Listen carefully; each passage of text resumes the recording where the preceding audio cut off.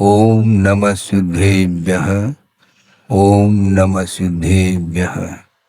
मंगलम भगवान वीरो मंगलम गौतमो वने मंगलम कुंद कुंदाद्यो जैन धर्मोस्तु मंगलम सर्वमंगल मांगल्यम सर्वकल्याणकारकम प्रधानम सर्वधर्माणां जैनम जयतु शासनम अहिंसा परमो धर्म की महावीर भगवान की प्रातः स्मरणे परम पूजाचार्य गुरुवर श्री विद्यासागर जी मुनि महाराज जी की जय।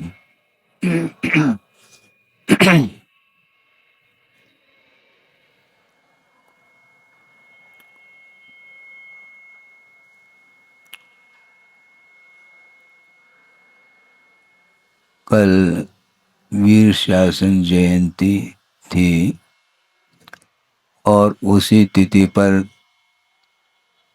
कार्तिकेयन प्रेक्षा का स्वाध्याय प्रारंभ किया था मंगलाचरण के रूप में। और उसमें ग्रंथकार ने मंगलाचरण किया था कि देवादिदेव को नमस्कार किया है जो कि तीन लोक में श्रेष्ठ होते हैं और तीन लोक में जो इंद्रादिक हैं उनके द्वारा नमस्कृत होते हैं, पूज्य होते हैं, ऐसा कहा था। और उसके साथ भव्य जीवों को आनंद उत्पन्न करने में माँ के समान, जननी के समान ये अनुप्रेक्षाएं हुआ करती हैं जिसका वर्णन प्रारंभ किया जाता है, ऐसा स्पष्ट किया था। थोड़ा सा विषय उसी संबंधी और लेना चाहते हैं कि देव का क्या स्वरूप होता है वह भी सामने आना चाहिए, क्योंकि जिस देव की वंदना हमने की है तो देव का क्या स्वरूप होना चाहिए इसका विश्लेषण भी बहुत अच्छे ढंग से आचार्य समंतभद्र महाराज ने रत्नकर्ण श्रावकाचार्य के अंदर स्पष्ट किया है। जो 18 दोषों से रहित होते हैं और समस्त पदार्थों को जानते हैं और हितोपदेशी होते हैं, उनको देव की संज्ञा दी है, उनको आप्त की संज्ञा दी है। सिद्ध परमेष्टि आप्त है क्या नहीं, ये प्रश्न खड़ा है। सिद्ध परमेष्टि को आचार्य आप्त के रूप में स्वीकार नहीं करते हैं, क्योंकि आप्त के जो विशेषण हैं वे सारे विशेषण सिद्ध परमेष्टि में देखने में नहीं आते हैं। सिद्ध परमेष्टि 18 दोषों से रहित है, वीतरागी हैं और सर्वज्ञ भी हैं, किंतु हितोपदेशी वो नहीं है। क्योंकि उपदेश कौन देते हैं? जो आठों कर्मों से मुक्त हो चुके हैं, अपने स्वभाव को उपलब्ध जिन्होंने कर लिया है और वे अब उपदेश नहीं देंगे, तो हितोपदेशी रूप जो विशेषण है वह आप्त के लिए लागू होता है, जिसको देव की संज्ञा दी है। हित का उपदेश है, हित का और अहित का परिज्ञान भी होना चाहिए। हित किसमें निहित है? हित किसमें निहित है? किसके द्वारा हित होता है? आत्मा का हित जो होता है वह किसमें होता है? संसार अवस्था में आत्मा का हित नहीं होता है, किंतु संसार अवस्था में रहते हुए भी यदि हम मोक्ष पथ पर आरूढ़ होते हैं, अपनी भूमिका के अनुरूप सम्यक दर्शन के साथ अनुव्रत आदि का पालन करते हुए अथवा भूमिका के अनुरूप सकल संयम का पालन करते हुए अर्थात रत्नत्रय की आराधना करते हुए हम जीवन व्यतीत करते हैं तो निश्चित रूप से आत्मा का हित हो सकता है। उसके बिना आत्महित के लिए और कोई भी साधन नहीं है, क्योंकि अहितकारी यदि कोई वस्तु है, वह कौन सी वस्तु है? आत्म के अहित विषय कषाय। आत्मा के लिए अहित करने वाले कौन से विषय हैं? तो पंचेंद्रिय के विषय और कषाय, इसके माध्यम से ही आत्मा का अहित होता आ रहा है और अनंत काल से वह आत्मा का हित नहीं हो पाया।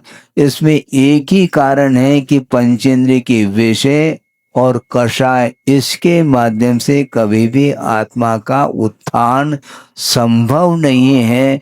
यह गाढ़ श्रद्धान हो जाना चाहिए। कभी कभी विचार करने में ये बात आती है, मन में विकल्प बार बार उत्पन्न होते हैं कि अनंत काल व्यतीत हुआ है और जो आत्मा के लिए अहितकारी वस्तु हैं उन्हीं का आश्रय लेता है संसारी प्राणी, उसी का आलम्बन लेता है, जैसे उसके माध्यम से कहीं हित हो रहा हो। वो सारे सारे अहितकारी वस्तु हैं। एक ने, दो ने, पांचों इंद्रियों के जो विषय हैं वे कभी भी आत्मा के हित में सहकारी सिद्ध नहीं हो सकते। और ये सारे सारे विषय और विषयों की ओर जब दृष्टि जाती है तो उसी को लेकर के आत्मा में काषायिक परिणति भी उत्पन्न होती है। कषाय, क्रोधादिक जो कषाय उत्पन्न होते हैं उसमें निश्चित रूप से बाहरी जो पदार्थ है वह पांच इंद्रियों के विषय के रूप में वह पदार्थ उपस्थित होता है। उसको ले करके ही क्रोधादिक भाव जागृत होते हैं और उसके माध्यम से आत्मा का अहित होता है। तो आत्म के अहित विषय कषाय, इनमें मेरी परिणत न जाए। कह तो रहे इसमें परिणति हमारी नहीं होनी चाहिए, लेकिन चाहिए करने से काम नहीं चलने वाला।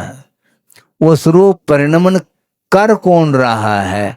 स्वयं आत्मा ही उस रूप परिणमन कर जाता है, रागादिक भाव रूप। रागादिक भावों का होना अलग वस्तु, किंतु रागादिक भाव जो कर रहा है तो वह आत्मा का स्वभाव नहीं है, यह स्पष्ट किया है। क्रोधादिक भाव जो जागृत होते वह आत्मा का स्वभाव है क्या? नहीं है महाराज।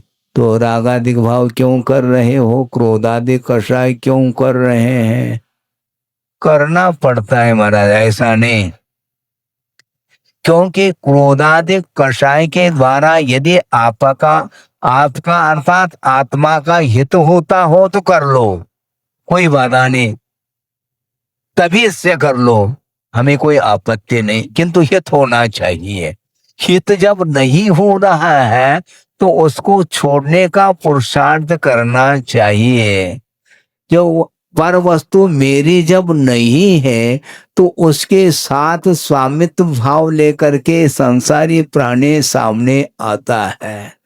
यहाँ तक कि पहले भी प्रसंग के अनुरूप कहा है, वो पुनः आपके सामने ताजा करना चाहता हूँ, क्योंकि 4 महीना निकालना भी तो है?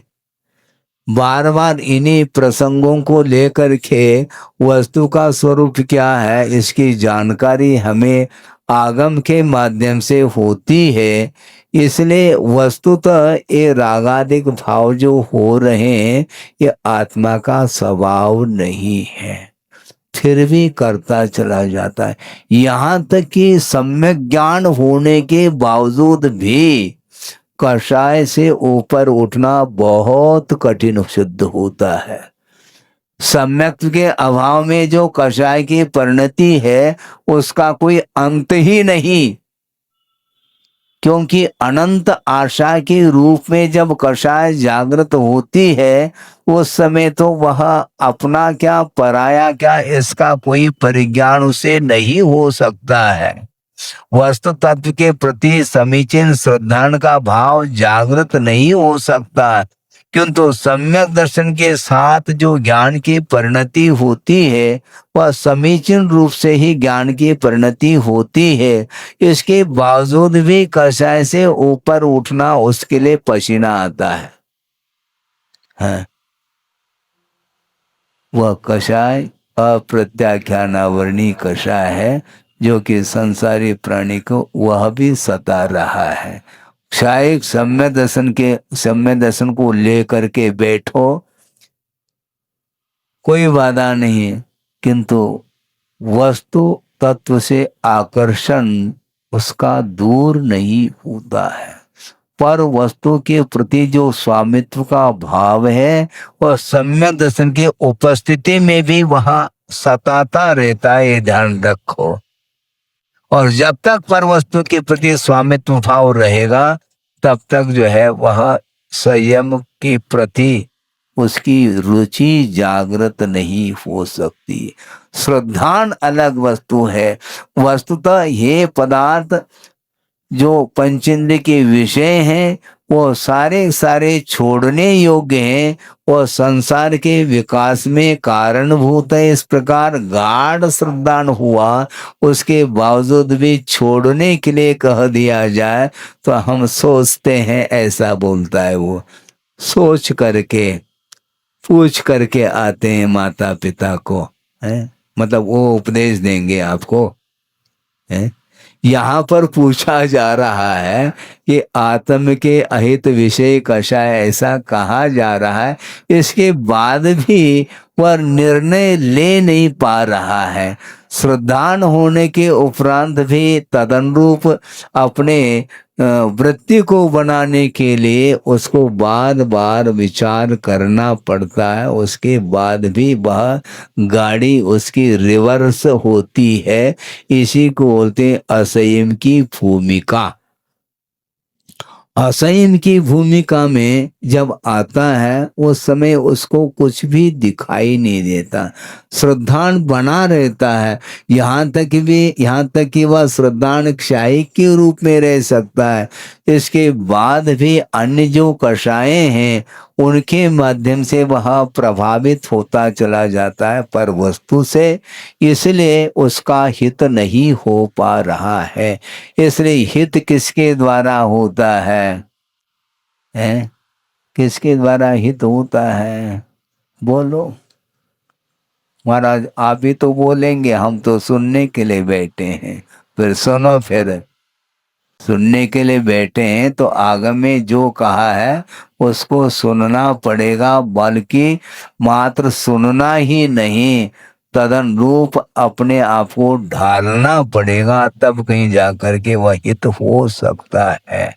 इसलिए भगवान अर्थात आप तो कैसे होते हैं? 18 दोषों से रहित होते हैं, उसमें राग द्वेषादि भाव सब समाप्त हो चुके हैं। अर्थात वीतरागी ही देव हो सकता है। सरागी देवी देवताओं की आराधना संसारी प्राणी करता हुआ अनंत काल व्यतीत किया है। इसके उपरांत भी वह अपने आत्मा का दर्शन नहीं कर पा रहा है। इसलिए किसकी आराधना करनी चाहिए? वीतरागी जो देव होते हैं, सर्वज्ञ होते हैं और हित का उपदेश देते हैं, वे ही आप इस संज्ञा को प्राप्त होते हैं। उन्हीं को देव के रूप में स्वीकार किया है। एक क्रियापद है दिव्यति इति देवः, उसका अर्थ लिया है, 2-3 अर्थ दिए हैं। एक तो जो परमानंद में क्रीड़ा करता है उसका नाम देव कहा। परमानंदे क्रीडति दिव्यति इति देवः। परम आनंद में वह क्रीड़ा कर रहा है। परमानंद कौन सा है? आपको जो आनंद आ रहा है वह परमानंद नहीं है, वह शारीरिक आनंद है, मानसिक आनंद है। आत्मिक आनंद का नाम ही यहाँ पर परमानंद कहा है। जो परमानंद में क्रीड़ा करता रहता है, उसी में स्वरूप में लीन रहता है, उसको बोलते हैं देव।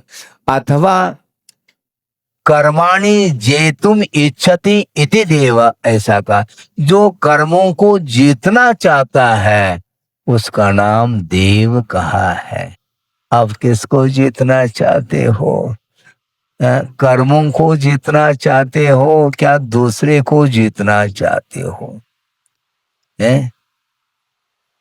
शारीरिक संवेदनशील होने के उपरांत भी असंयम की भूमिका में चक्री है। चक्रवर्तित्व को प्राप्त करने के लिए 60,000 वर्ष उसने गमाया है। कमाया कुछ नहीं उसने, ध्यान रखो। 60,000 वर्ष किसको बोलते हैं? केवल युद्ध के लिए उसका उपयोग किया है। पूर्व कोटि आयु मिलती है और उसमें से 60,000 वर्ष तो यूं निकाल दिया उसने युद्ध के लिए। 6 खंड के ऊपर स्वामित्व प्राप्त करने के लिए उसने समय का दुरुपयोग कर लिया। इसी को बोलते हैं समय का दुरुपयोग है। समय का सदुपयोग कैसा होता है महाराज, ये भी तो बताओ ताकि हम समय का सदुपयोग कर लें। समय का सदुपयोग करना बहुत कठिन है, वह करने नहीं देता। कौन? मोह, विषय और कषाय के कारण समय का दुरुपयोग होता है, सदुपयोग नहीं हो पाता।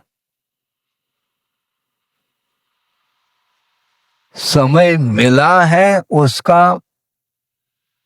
उसकी क्या महत्ता है, उसका क्या मूल्य है, समझना चाहिए हमें।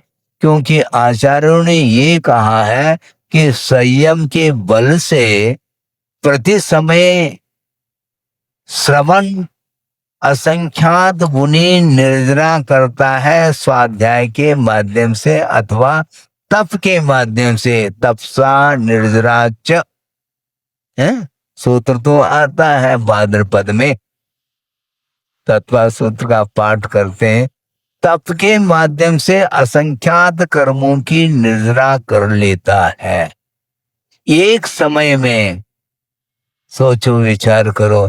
और इस प्रकार घंटों हम जो है तत्व चर्चा से हट करके अन्य कार्यों में लग जाएंगे तो कभी भी आश्रव रुकने वाला नहीं।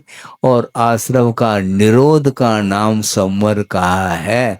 तो आश्रव का जो निरोध होता है वह किसके द्वारा होता है, समझना है। तो आश्रव का निरोध जो होता है, 2 4 6 साधन गिनाए हैं तत्वा सूत्रकार ने। एक तो सबसे महत्वपूर्ण संवर के लिए कारण बताया है, गोप्ती।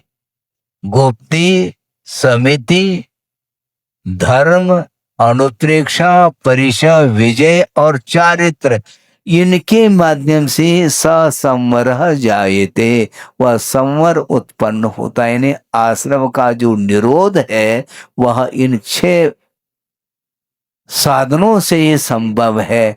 विषय, कषाय, राग, द्वेष आदि के माध्यम से कभी भी आश्रव रुकने वाला नहीं है। इसलिए ये अनुप्रेक्षा ग्रंथ का स्वाध्याय प्रारंभ किया है। इसको अच्छे ढंग से आप लोगों को सुनना है, मात्र सुनना नहीं, गुनना भी है, यानी अनुकरण करना है। बड़ा आश्चर्य लगता है, विस्मय होता है। आचार्यों ने आत्म साधना करते हुए हम लोगों के लिए इस प्रकार के आगम की रचना करके सामने रखा और वो चले गए, इसके उपरांत भी उस आगम को खोल करके पढ़ने की भी रुचि जिसके अंदर जागृत नहीं होती है, तो उसके लिए हम क्या कर सकते हैं? कहाँ तक समझाया जा सकता है? समझाने की एक सीमा होती है, वहां तक समझाना चाहिए। और कर्तव्य की दृष्टि से बार बार भी यदि समझाना पड़े तो हमें कोई आपत्ति नहीं है, क्योंकि उसके माध्यम से स्वाध्याय स्वयं का भी होता रहता है। हाँ, डॉक्टर है और पेशेंट है, और डॉक्टर बने काहे के लिए? फिर पेशेंट आएगा तो ट्रीटमेंट तो अपने को करना ही है, और वह इलाज प्रारंभ कर देता है। मान लो उसमें सफलता यदि नहीं मिलती है तो वह सोच लेता है कुछ और औषधि आदि में परिवर्तन करके, करना ही पड़ता है। उसके बिना जब तक वह रोग निष्कासित न हो तब तक ये ट्रीटमेंट चलेगा। उसी प्रकार जब तक मुक्ति नहीं मिलेगी तब तक हमें ट्रीटमेंट की आवश्यकता है, पूर्णायु की आवश्यकता है। पूर्ण आयु जीना चाहो तो ट्रीटमेंट करो। उसी प्रकार जब तक मुक्ति नहीं मिलेगी तब तक अनुप्रेक्षा का आलम्बन हमें निरंतर लेना है, क्योंकि भवी जनानंद जननी, वो ऐसा कहा है। भव्य जीवों के आत्मिक सुख के लिए वह कारणभूत है, वो अनुप्रेक्षा, इसलिए उसको जननी की उपमा दी है। जिस प्रकार जननी अर्थात माँ शिशु का पालन पोषण करती है और उस शिशु को आनंद आ जाता है, उसी प्रकार इन अनुप्रेक्षाओं के माध्यम से निरंतर वह चिंतन करता रहता है। श्रवण अथवा वृत्ति आदि उसके माध्यम से उन्हें संवर के लिए एक साधन उपस्थित हो जाता है। ये दुनिया भर के चिंतन तो संसारी प्राणी करता है, और चिंतन करते करते वह चिंता में मग्न हो सकता है, किंतु उससे संवर नहीं होगा, क्योंकि वह अनुप्रेक्षा नहीं मानी जाती। उस चिंता के माध्यम से वह आश्रव ही निरंतर करता चला जाता है, और आश्रव के निरोध में जो सहायक हो उसी का नाम संवर कहा। वह अनुप्रेक्षा आपके सामने रखी है। इसलिए अपने को बहुत व्यवस्थित ढंग से चिंतन करने की आवश्यकता है, और चिंतन की निरंतरता चाहिए, कंटिन्यू, बीच में गैप नहीं होना चाहिए, हमेशा उस ओर ध्यान रहना चाहिए। महाराज ये प्रतिदिन वही वही हमें बात समझ में नहीं आती, आपको समझ में आएगी भी नहीं, क्योंकि बहुत जल्दी संसारी प्राणी उससे उसको अरुचि पैदा होती है। महाराज कल भी तो हमने 12 भावना का चिंतन किया था, और आज भी उसी को करने के लिए आप कह रहे हैं। आप क्या करना चाहते हैं? टाइम पास कराना चाहते हैं क्या? हम टाइम पास नहीं कराना चाहते, टाइम पास आपका हो रहा है, मैं क्या करूं? क्योंकि इस अनुप्रेक्षा के निरंतर अनुप्रेक्षा करने से निरंतर संवर होता चला जाएगा, ये ध्यान रखो। आश्रव से बचना चाहो, क्योंकि प्रतिपल इन्हें प्रति समय विषय और कषायों के माध्यम से जो निरंतर कर्म का आश्रव और बंद हो रहा है, उसको, उस धारा को आप समाप्त करना चाहते हैं तो निरंतर चिंतन करिए। हाँ, संसार के स्वरूप के बारे में भी चिंतन करना। बहुत सारे भावनाएं, बहुत सारे, मतलब केवल 12 भावनाएं, 1200 नहीं। आप 1200 भावना भाते हैं, 12 भावना भाते नहीं है। समस्या ये जा रही है। इसलिए वस्तुतः वस्तु का स्वरूप तभी हमें ज्ञात होगा जब हम सही श्रद्धान करते हैं। हे को हे के रूप में श्रद्धान करना बहुत कठिन हो जाता है।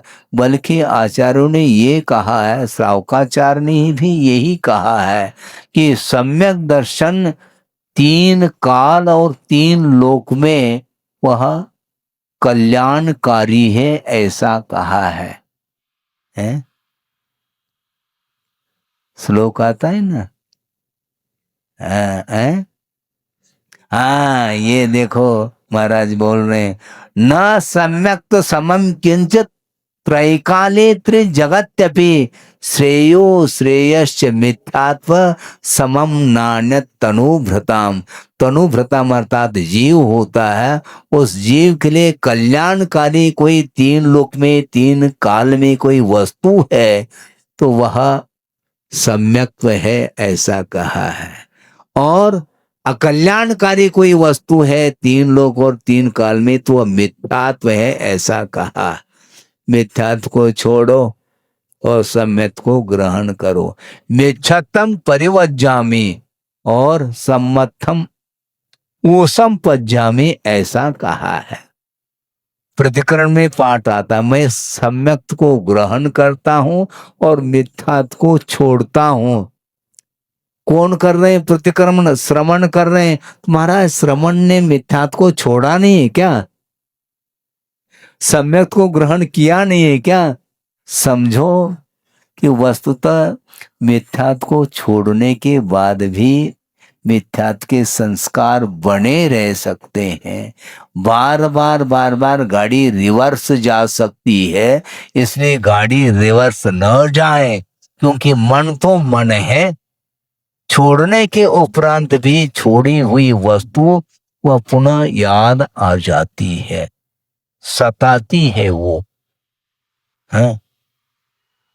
श्रवण होने के उपरांत, श्रवण हो तो क्या बात हो गई है? केवल ज्ञान तो नहीं हुआ ना, श्रवण ही तो बना है। और श्रवण पद से कभी भी वह च्युत हो सकता है ना। दिगंबरा तो बना रह सकता है, किंतु वह भावात्मक जो चारित्र है वह गोल हो सकता है, यानी बिजली गोल हो जाती है। उसी प्रकार भाव लिंग समाप्त हो जाएगा और वह रह जाएगा खोखा है। बॉक्स, ओनली बॉक्स है वो है। घड़ी खरीद ली, उसके साथ घड़ी रखने के लिए एक बॉक्स है और घड़ी है ही नहीं उसमें, तो बॉक्स को खोल करके देखोगे तो टाइम देखना आएगा क्या? हा? घड़ी है ही नहीं। लेकिन घड़ी घड़ी समझाने के उपरांत भी इसको समझ में बात नहीं आती। समस्या ये जा रही है, कितनी बार समझाएं, बार बार करुणा करके समझाने का पुरुषार्थ करते हैं। इसके उपरांत भी गुरुओं के वचनों को हम साइड में रखते हैं। गुरु और प्रभु, इनके जो वचन हैं, इनके वचनों की उपेक्षा की है, तभी संसार समाप्त नहीं हो पाया अपना स्वयं का।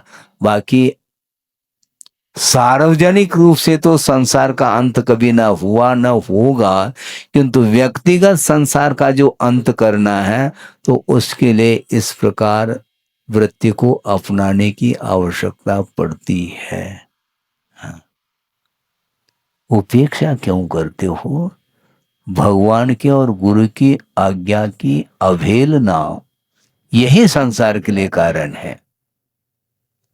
क्योंकि मोक्ष मार्ग की प्रथम सीढ़ी है। सम्यक्त्व का अभाव हो जाएगा, श्रद्धान धूमिल हो जाएगा, तो फिर वह आगे बढ़ ही नहीं सकेगा, फिर यात्रा नहीं होगी उसकी, उसका परिभ्रमण ही निरंतर होता चला जाएगा। इसलिए 18 दोषों से रहित, सर्वज्ञ और जो हित का उपदेश देने वाले होते हैं उनको आप्त कहा है। उन्हीं उसी को देव की संज्ञा दी है। इसलिए कर्मों को जीतना जो चाहता है उसी को जिन संज्ञा प्राप्त है। इस प्रकार जिनेंद्र भगवान को नमस्कार करके मैं भव्य जीवों को आनंद प्रदान करने वाली जो अनुप्रेक्षाएं हैं उसका मैं कथन करूंगा। इस प्रकार मंगलाचरण में यह स्पष्ट किया था। वस्तुतः बहुत कठिन होता है, और कठिन होता है तभी तो उसका महत्व भी है। धर्म का जो महत्व है वह किससे है, मुझे बताओ। प्रश्न रख रहा हूं, धर्म का महत्व किससे है? अधर्म है इसलिए धर्म का महत्व है, नहीं तो धर्म का क्या महत्व। संसार है तभी तो मोक्ष का महत्व है, उसकी वैल्यू है, कीमत है उसकी। अपोजिट कोई तत्व है तभी तो वह उसका महत्व सामने आता है। सोचो, विचार करो। धर्म का महत्व आंकना चाहिए। अनंत काल से संसारी प्राणी ने अधर्म का सहारा लिया है, इसलिए उसका एक रत्ती भर भी विकास नहीं हो पा रहा है। अधर्म का क्यों सहारा लेते हो? धर्म का सहारा लियो। लिया नहीं जाता महाराज। क्यों लिया नहीं जाता? क्यों? भावुत नहीं। बुंदेलखंड में बोलते हैं हमें भा नहीं रहा है। तुम्हें क्या भाता है? फिर वही भाता है महाराज जो आपको नहीं भाता। हमें वही भाता है जो आपको नहीं भाता। बात तो यही है, इसलिए तो कहना चाह रहे हैं, किंतु क्या कहाँ तक कहे उसको। और आपको जो रुच रहा है वो हमें रुच नहीं रहा है। रसोई बनी है, वह चुरी हुई है, फिर भी रुचती नहीं वो। ऐसा क्यों? ऐसा ही है। ये इंद्रिय के विषय इसी प्रकार सामने आते हैं। बार बार बार बार मन उधर ही चला जाता है। स्वप्न में भी वही दृश्य उसको देखने में आता है। कभी भी, शायद मैं समझता हूँ गुरुदेव ने भी पूछा था, कभी आपको स्वप्न में समोसन का दर्शन हुआ है? हैं? हुआ है? बहुत कठिन होता है साक्षात समोसन में, बहुत कठिन होता है। दिव्य ध्वनि कर रही हो, गणधर परमिष्टि बैठे हों, और अनेक प्रकार की रिद्धि संपन्न मुनिराज बैठे हों, 12 सभा खचाखच भरा हुआ हो, और आप भी उसमें उपस्थित हो, तो ऐसा कोई दृश्य नहीं, क्योंकि निरंतर उस ओर ध्यान नहीं जाता है, इसलिए वह स्वप्न में वह दृश्य देखने को नहीं मिलता है। क्योंकि दिन में जो कुछ भी कार्य करता है संसारी प्राणी, रात में भी वही करता है। ये बजाज बोलते हैं, आप लोग किसको बोलते हैं? कपड़े की दुकान है ना, इसको बजाज बोलते हैं। और वो सपने में भी कपड़े को फाड़ रहा, अपने धोती को फाड़ दे उसमें, क्योंकि हैबिट है। दिन में वह वही कार्य कर रहा है, कपड़ा नाप नाप करके वह दे रहा है, तो स्वप्न में भी अपने धोती को उसने नाप करके फाड़ दिया है। यदि मान लो सिलाई का काम करता है तो सी भी सकता है, उसको सिलाई का काम भी कर सकता है। ये सारे सारे जो कुछ भी आपके जो प्रतिदिन जो कार्य किए जाते हैं वही सारा का सारा वहाँ पर दृश्य देखने में आता है। इसलिए ये अनादिकालीन संस्कार होने के कारण ही बार बार समझाने के उपरांत भी वह उसकी वृत्ति सुधरती नहीं है। इसके उपरांत भी प्रयास निरंतर करना ही होगा। इसलिए आश्रव से बचना चाहो तो बिल्कुल निश्चित रूप से अपने को वैराग्य की ओर अपने आप को बढ़ाना पड़ेगा, पक्की बात है। क्योंकि आत्मा का जो दर्शन होता है वह विषय और कषाय से ऊपर उठने से होता है, उसके बगैर नहीं। और आत्मा का दर्शन जो होता है वह परिग्रह का विमोचन करना अनिवार्य सिद्ध होता है। और वही भर नहीं होता, परिग्रह का अर्थ क्या? मूर्छा, आसक्ति, लगाव, अटैचमेंट जिसको बोलते हैं। इसके कारण ही वह अपने भीतर नहीं आ पा रहा है, वो आत्मा का दर्शन नहीं हो पाता, क्योंकि अन्य पदार्थों की ओर उसकी दृष्टि हमेशा बनी रहती है। इसलिए बहिर्दृष्टि जब तक हमारी समाप्त नहीं होगी तब तक अंतर्दृष्टि नहीं बन सकती है। हाँ, शत्रु और मित्र, शत्रु मित्र की परिकल्पना जब तक चलेगी तब तक आत्मा का दर्शन इसलिए नहीं होगा, क्योंकि आत्मा तो अमूर्त आत्म तत्व है। उसका दर्शन करना चाहो फिर ये सारे सारे जो है मॉडल, अलग अलग मॉडल है, अलग अलग आकृति को लिए हुए हैं, अलग अलग पर्सनालिटी को लिए हुए हैं। कोई गौर वर्ण का है, कोई सांवला है, कुछ और है, कोई मोटा है, कोई है। ये सारे सारे जितने भी मॉडल हैं ये आत्मा के मॉडल तो है ही नहीं, बल्कि गुरुदेव का ये कहना रहा कि देखो श्रवण को भी ये सोचना चाहिए। हम आपकी बात बाद में करते हैं, क्योंकि समय श्रवण के लिए भी बड़ी कठिनाई जाती है, इसलिए उनके लिए संकेत कर रहे हैं गुरुदेव। देखो तुम प्रभु के चरणों में जाओ तो दर्शन करने के लिए जाते हो, किंतु दर्शन कब होता है प्रभु का ख्याल है तुम्हें? जा करके दर्शन करना, और क्या, ऐसा नहीं होता है। वीतरागता की ओर दृष्टि होनी चाहिए। केवल प्रतिमा देखने में आती है, वह केवल आकृति है, मॉडल है केवल। उसके भीतर जाने का पुरुषार्थ करो, क्योंकि वहां पर राग दिखाई नहीं दे रहा है,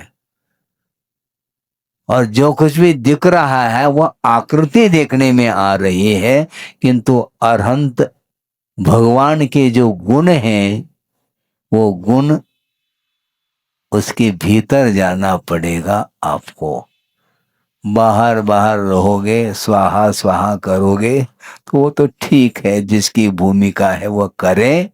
किंतु वस्तुतः भगवान का जो दर्शन है वह गुणों की ओर दृष्टि जब हमारी जाती है तभी दर्शन सही मायने में हम कर पाते हैं, अन्यथा दर्शन करना इतना आसान नहीं है, बहुत कठिन है ये। शिकायत पहले बहुत आती थी, अभी भी फिर से शिकायत आ सकती है। बीच में थोड़ी सी शिकायत बंद जैसे हो गई थी, फिर चालू हो जाती हो। क्या शिकायत महाराज, बता तो दो, वो आप की तो शिकायत है। हैं? चौका लगाते हैं आप लोग और पड़कान कर लेते हैं। महाराज इतने दिन हो गए हैं, लेकिन महाराज का आहार नहीं हो पा रहा है। अच्छा, किसी भी महाराज का नहीं हुआ? नहीं हुआ महाराज। किसका हुआ? छुल्लक जी का हुआ। आहा, आ गया। अब क्या करोगे? छुल्लक जी का आहार हुआ, और उसके उपरांत कालांतर में कुछ दिन व्यतीत होने के उपरांत मुनि महाराज का हुआ। लेकिन छोटे महाराज का हुआ है महाराज। ये इसका अंत है क्या? छोटे महाराज का हुआ है। अच्छा, छोटे महाराज को आपने परिक्रमा दी है कि नहीं? दी है महाराज। तो कितनी दी? 3 दी कि एक ही दे दी? क्योंकि छोटे हैं ना, छोटे हैं तो एक ही परिक्रमा दी होगी शायद। फिर नहीं महाराज, हमने 3 दे दी। 3 क्यों दे दी मुझे बताओ, जब छोटे हैं तो? अरे छोटे बड़े की परिकल्पना छोड़ो, मुनि महाराज तो मुनि महाराज होते हैं, चाहे वो जिन। यही तो समस्या है। जूनियरिटी और सीनियरिटी को ध्यान मत दो, निर्ग्रंथ अवस्था है, दिगंबरत्व है, वो जिनलिंग है, ये ध्यान रखो। जिनेन्द्र भगवान ने भी उस लिंग को अपनाया था, उसको अंगीकार किया था, उसके माध्यम से उन्हें केवल ज्ञान उत्पन्न हुआ है। इसलिए छोटे बड़े की परिकल्पना छोड़ करके आप आहार दान दो। नवधा भक्ति करेंगे तो पूजन नहीं करोगे, छोटे हैं इसलिए अर्घ चढ़ा दो, बड़े आ गए तो जय माला के साथ। ऐसा होता है? ऐसा कुछ भी नहीं होता। पहली बार बोल रहा हूं, नया विषय चाहिए आपके लिए, इसलिए बोल रहा हूं। ये होता है, ये नहीं होना चाहिए। बल्कि जो जूनियर है वह सीनियर से पहले मुक्त हो सकता है। पहले भी कहा था हमने, ये ध्यान रखो। हाँ, साधना करते करते जिस श्रमण के लिए एक पूर्व कोटि व्यतीत हुआ है, इसके बाद में केवल ज्ञान नहीं हो पाया, और एक 8 साल अंतर्मुक्त के उपरांत जिनने रत्नत्रय को अंगीकार कर लिया और अंतर्मुहूर्त में केवल ज्ञान प्राप्त कर ली, तो कौन जूनियर और कौन सीनियर आपको समझना है। कौन जूनियर मुझे बताओ, कौन सीनियर है? 8 साल का बालक केवल ज्ञान प्राप्त कर ली, और जो सीनियर श्रमण है उनके चरणों में नतमस्तक हो रहे हैं। नहीं होना चाहिए कि मैं सीनियर हूं, बैठो शांति से, तुम्हें केवल ज्ञान नहीं होना। ये जूनियरिटी से, ये इससे ऊपर उठना है हमें। ये सारे बाहरी जो कुछ भी वृत्ति है उसको गौण करना पड़ेगा। व्यवहार का मैं निषेध कर रहा हूं ऐसा नहीं, किंतु व्यवहार के समय पर व्यवहार करो, किंतु निरंतर व्यवहार में ही उलझते चले जाएंगे तो कभी भी ना कल्याण हुआ ना होगा। शुभूति कथा नहीं हम सुनाना चाहते हैं, आपने तो कई बार कथा पढ़ी होगी।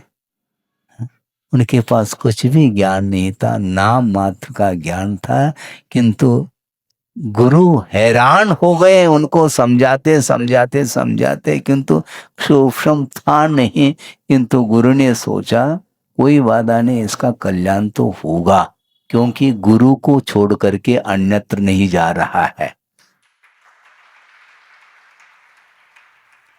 गुरु को छोड़ करके वह अन्यत्र जाना नहीं चाहता, इतना ही पर्याप्त है। इसी का नाम समर्पण है।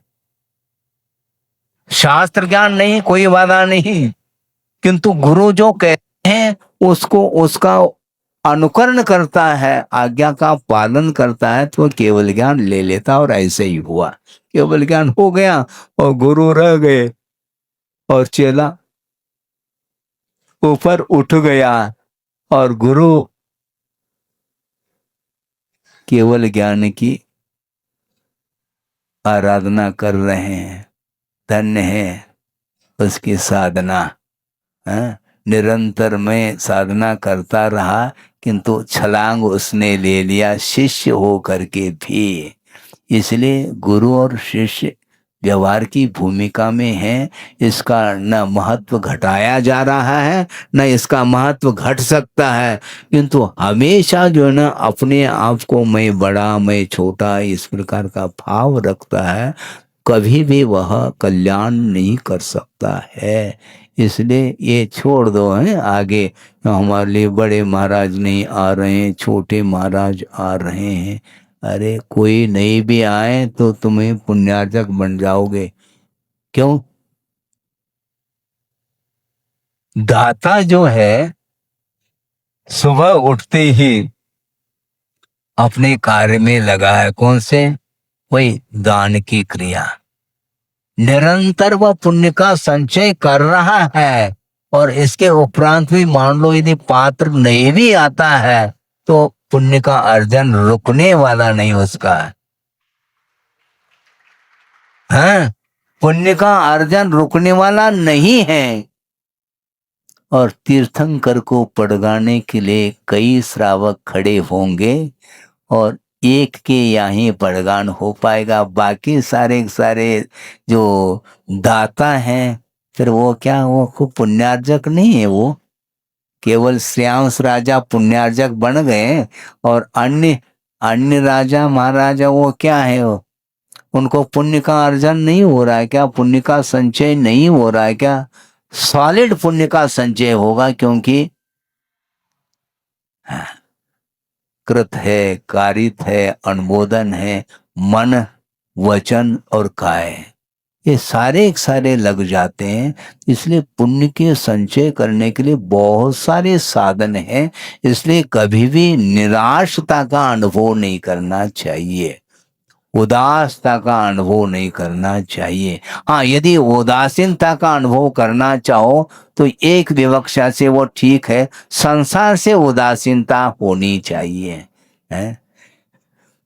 अपने मन के अनुकूल नहीं हुआ तो निराश, ऐसा नहीं। हमें वैराग्यमय जीवन बनाना है, इसलिए निरंतर आपके परिणाम आपके अधीन है, बिल्कुल उज्जवल परिणामों को हमें बनाए रखना है, क्योंकि निरंतर आश्रय हमने प्रभु और गुरु का लिया है, तो हमारा अहित थोड़ी होने वाला है, नहीं हो सकता। किंतु इतना साहस और धैर्य आदि होना चाहिए।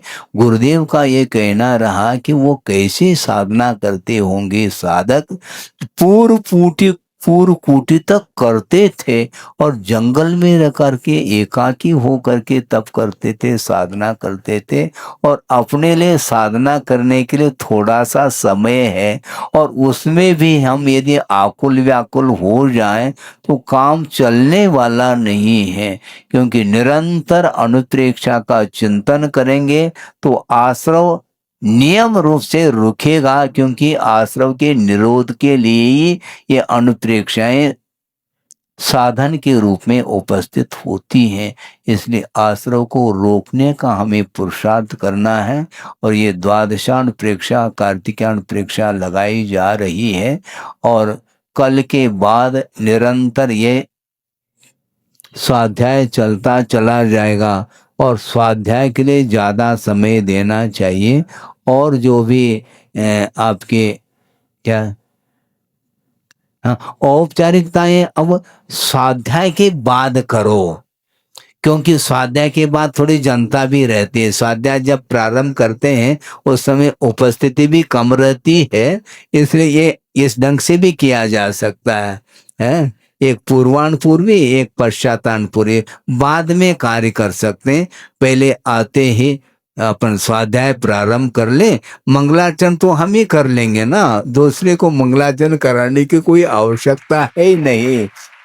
हाँ, प्रवचन आदि की अपेक्षा से अलग है, कोई नैमित्तिक जो कार्यक्रम है वो अलग है, किंतु स्वाध्याय के रूप में रखें। उसके उपरांत भी जो भी शेष समय रहता है उस समय जिनवानी स्तुति और गुरु की पूजा अर्चन आदि करके इसको समापन किया जा सकता है।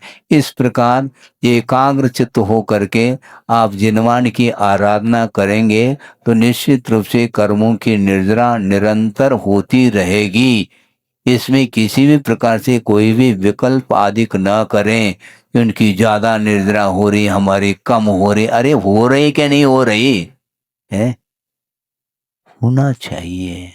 कम और ज्यादा कहेंगे तो आश्रव और होगा। जहां कंपेयर करने की बात आती है तो उसमें आश्रव की मात्रा बढ़ेगी और निर्जरा की मात्रा घटेगी। इसलिए इनको कितनी निर्जरा हो रही है, हमारी कितनी निर्जरा, अरे कर्मों की निर्जरा करना, उनके कर्मों की निर्जरा तुम्हारे द्वारा नहीं होगी, तुम्हारे परिणाम के द्वारा कर्मों की निर्जरा होगी ना। सारे सारे पेपर लिख रहे हैं, कौन क्या लिख रहा है उसको जब देखोगे तो समय निकल जाएगा, तुम्हारा पेपर अधूरा रह जाएगा। ऐसा हमें करना भी नहीं है। इसलिए निरंतर ये समय मिला है, इसका सदुपयोग करते हुए अपने को धर्म ध्यान करना चाहिए। उसके माध्यम से आश्रय और बंध से हम ऊपर उठ सकते हैं। अहिंसा परमो धर्म की जय।